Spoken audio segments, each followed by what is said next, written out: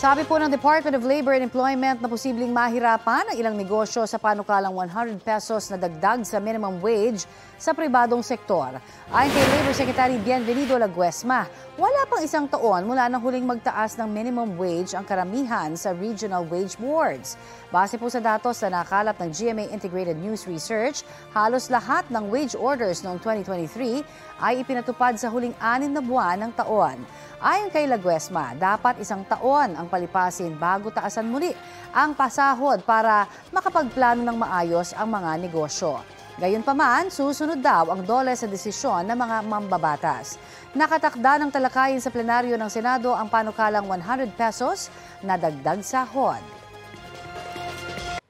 Kapuso, para sa mga maiinit na balita, mag-subscribe sa GMA Integrated News sa YouTube. Sa mga kapuso naman abroad, subaybayan nyo kami sa GMA Pinoy TV at sa www.gmanews.tv.